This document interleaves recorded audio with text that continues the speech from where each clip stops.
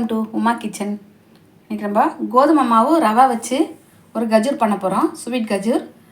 அதில் 1 கப் வந்து கோதுமை மாவு எடுத்து வச்சுருக்கேன், 1/4 கப் வந்து ரவா எடுத்து வச்சுருக்கேன், 1/4 கப்பு சர்க்கரை, 1/4 கப் வந்து துருவின தேங்காய் வந்து நல்லா வறுத்து வச்சுருக்கேன். நம்ம தேவைப்பட்டால் குப்பரை தேங்காய் கூட துருவி போட்டுக்கலாம், நம்ம விருப்பம்.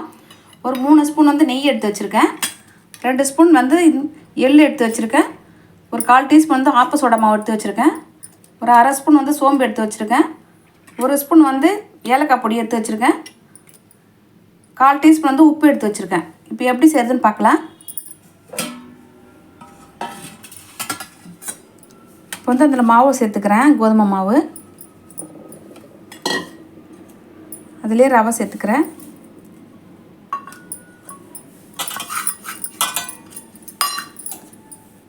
இப்போ சர்க்கரை சேர்த்துக்கிறேன், தேங்காயும் அதிலே சேர்க்குறேன், எள், சோம்பு,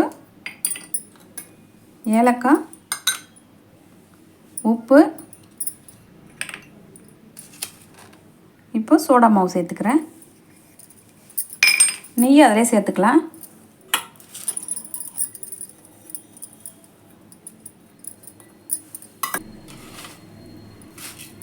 நெய் இதில் சேர்த்துட்டு நம்ம நல்லா பிசைஞ்சிட்டு அதுக்கப்புறம் நம்ம கொஞ்சம் கொஞ்சமாக தண்ணி சேர்த்து நம்ம மாவை வந்து டைட்டாக பிசைஞ்சி ஒரு 20 நிமிஷம் நம்ம ஊற விட்டுட்டு அப்புறமா தான் நம்ம செய்ய போகிறோம்.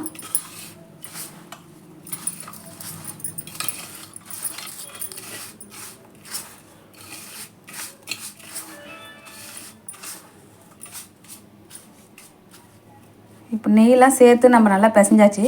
இப்போ மாவு வந்து நல்லா பிடிக்கிற அளவுக்கு வந்துடுச்சு. இப்போ லைட்டாக தண்ணி விட்டு நம்ம பிசைஞ்சிக்கலாம்.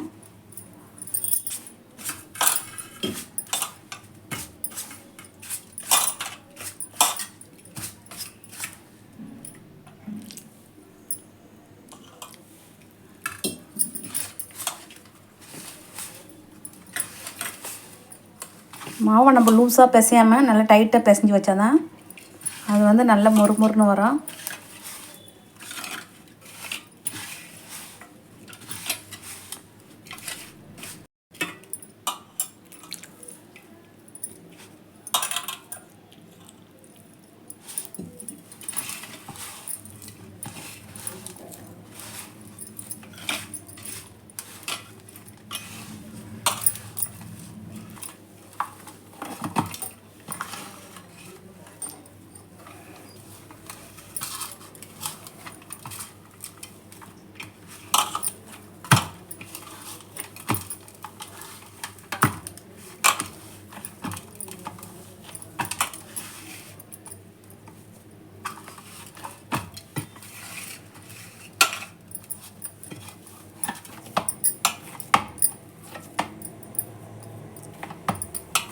இப்போ மாவு நல்லா பிசைஞ்சாச்சு.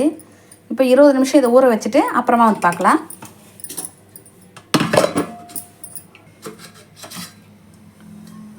மாவு நல்லா ஊறிடுச்சு, 20 நிமிஷம் ஆயிடுச்சு. இப்போது எண்ணெய் ஊற்றி நம்ம காயறதுங்காட்டி நம்ம அதை கட் பண்ணி எடுத்துக்கலாம். ஸ்டவ் ஆன் பண்ணிக்கிறேன். இப்போது இதில் எண்ணெய் சேர்த்துடலாம்.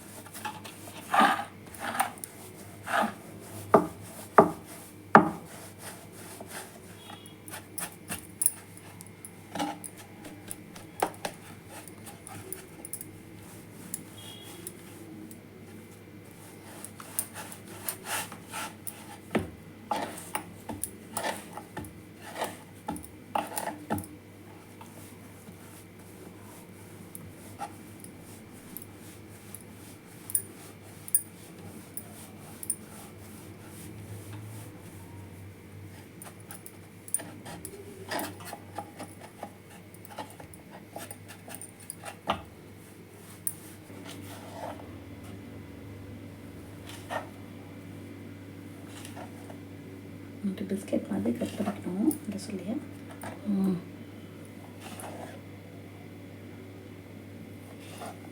இப்படி பீஸாக சின்னதாக நம்ம கட் பண்ணிக்கலாம். ரொம்ப பெருசாக இருந்தால் நம்ம வேகாமல் போயிடும். அதனால் வந்து இந்த மாதிரி சின்னதாக கட் பண்ணி வச்சுக்கலாம். எண்ணெய் நல்லா சூடு ஏறினதுக்கப்புறம் நம்ம போட்டு பொரிச்சு எடுத்துக்கலாம்.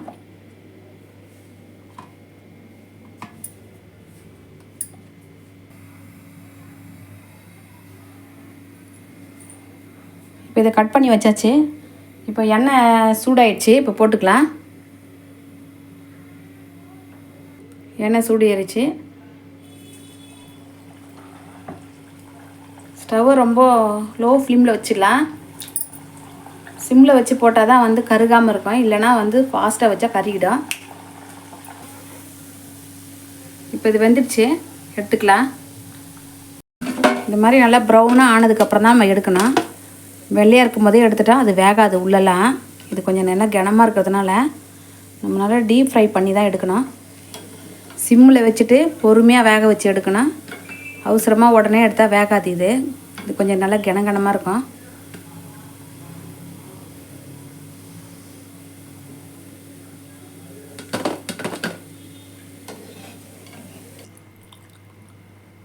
மாவு ரவை ஸ்வீட் கஜ்ஜூர் ரெடி ஆயிடுச்சு பாருங்கள். கண்டிப்பாக குழந்தைங்க விரும்பி சாப்பிடுவாங்க. கண்டிப்பாக ட்ரை பண்ணுங்கள். மறக்காமல் சப்ஸ்கிரைப் பண்ணுங்கள், லைக் போடுங்க, ஷேர் பண்ணுங்கள்.